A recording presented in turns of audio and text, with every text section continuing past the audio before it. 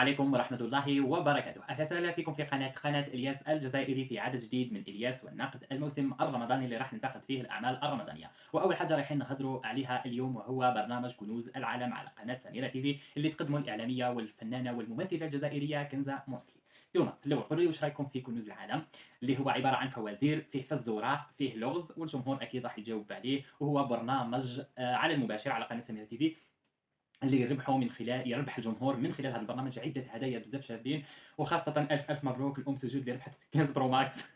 للاسف ما عندناش حنا تلفاز في الدار باش لانه الشروط، كاين واحد الشروط هكذا انك تصور مع المارغرين سول ومع التلفاز واش ثاني. المهم هي لازم تصور هكذا سيلفي مع التلفاز وفي يدك مارغرين سول. انا مارغرين سول كاينه في الدار بس حلاتي لي ما كانش، يعني ما نقدرش ندير هذا التحدي. غير الا كنت هكذا في دار تاع جوارين ولا نروح عند خويا ربما راح ندير هذا التحدي. المهم نولوا نهضروا على كنزه مرسلي. كنزه مرسلي اللي ابهرتنا في التمثيل وابهرتنا في الغناء، مغنيه قلنا عليها مغنيه، ممثله عندها التمثيل، الانجينا للتقديم شفناها ديجا في التقديم رائع، ولكن لاول مره راح نشوفوها تقدم لايف. انا اول شيء راح نهضر على كليب الفزوره اللي كانت الفزوره تهضر على بلد تركيا وجسدوا فيه السلطان سليمان والسلطانه حويا، اللي اكيد كنزه مرسلي جسدت دور السلطانه حيوم. انا حبيت نهضر برك على صوتها في الاغنيه، هذاك ما على باليش كيفاش اسمه هذاك النوع من الاغاني، والله راه على راس لساني بصح راح لي هكذاك تغني شعبي، على باليش كيفاش نسميه هذاك النوع من الاغاني. ولكن عجبتني اغنيه الفزوره، عجبني بزاف صوتها، حسيت صوتها في لون جديد. يعني شفناها تغني في الجزائري، الراي شفناها في الحوزي، في الاندلسي، في المصري، في اللبناني.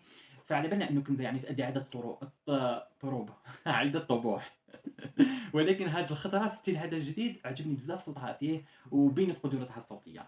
ثاني في التمثيل يعني تليق انه كنزه يليق لها كاش هكذا، كاش سيري على نتفليكس ولا راح تكسر الدنيا. باسكو عندها هذوك لي غريماس تاع ممثله مقتدره، ممثله متمكنه، عندها الكاريزما، عندها يعني كل ادوات الممثله الناجحه. يعني هي فنانه استعراضيه وشامله بامتياز، في الغناء تلقاها، في التمثيل تلقاها، في الاستعراض تلقاها، في التقديم تلقاها. يعني كاع هذا الشيء لا يختلف عنه اثنين، يعني بشهاده كبار الناس في المجال. يعني بدايه من الاكاديميه، يعني كانوا اساتذه الاكاديميه كلهم اشادوا بموهبه كنزه مرسي. الان ولوا على تقديمها على المباشر. عجبني بزاف كي دخلت عليها من الحدي وهذيك العفويه بيناتهم.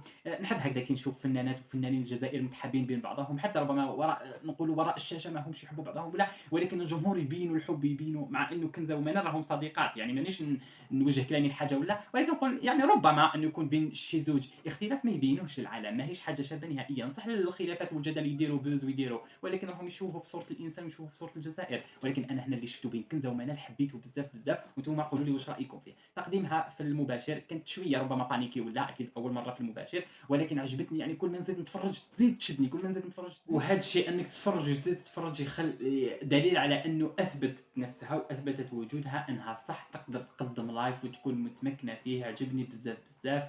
وهذا هو رأيي في الحلقة الأولى من كنوز العالم، وتحياتنا لياسين محفوظ المخرج المبدع. عجبني الإطلالة الشعر، اللوك، بلا ما ننساو الغليلة الجزائرية اللي ظهرت فيها في اللايف. نتمنى كامل الحلقات تلبس فيهم جزائري.